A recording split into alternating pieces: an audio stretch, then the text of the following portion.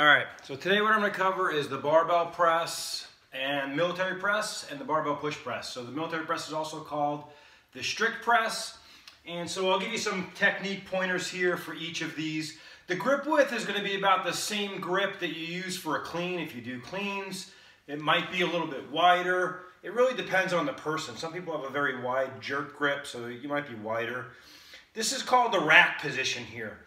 If you look at it, the bar, it's hard to tell maybe from looking, but the bar is pressed against my throat. Let me see if I can turn without smashing anything.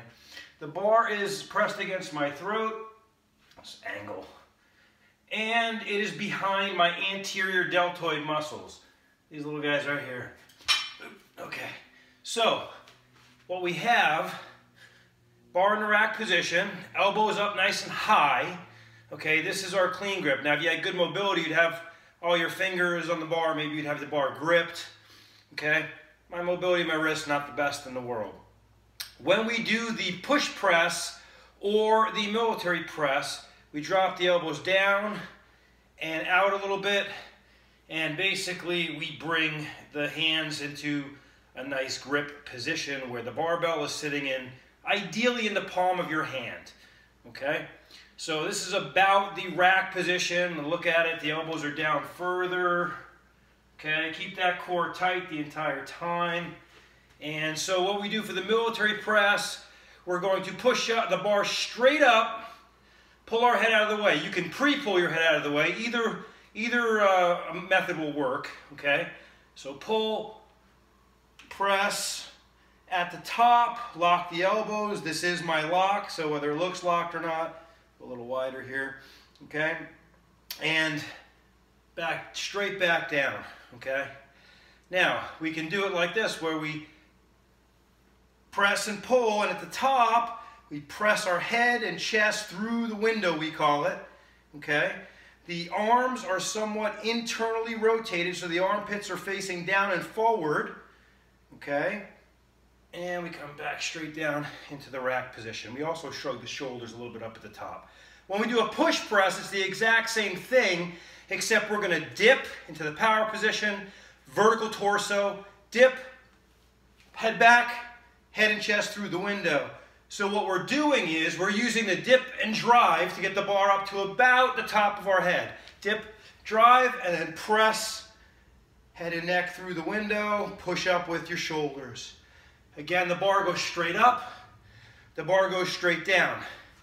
If you look at it from this sort of a side angle we'll give you here, okay? I can pull my head back, press the bar up, push the head and shoulders through the window, okay? If I'm push pressing, again, I can pre-cock the head, dip, boom, head back, bar straight down. What a lot of people do is they bring the bar around their head when they're going forward, or sometimes they get that right where they go straight up, but they bring the bar around their head coming down.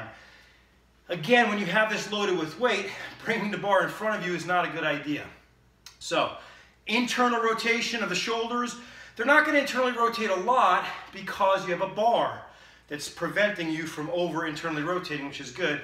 Protects your shoulders. But when I internally rotate, armpits down and forward, shrug a little bit up at the top. So when our top position is internally rotated, shrugged, head and chest through the window. Not too far. We want the bar to land behind our ears so that our arm is directly vertical with the floor and ceiling, okay? So again, we don't want the arms way back here if you have really crazy shoulder mobility or just very good shoulder mobility. So those are some of the key components. Again, you may have to work on your mobility to get the rack position. You may be floating the bar and holding the weight on your shoulders, which just burns the shoulders more, not necessarily in a good way. That's not really what you want.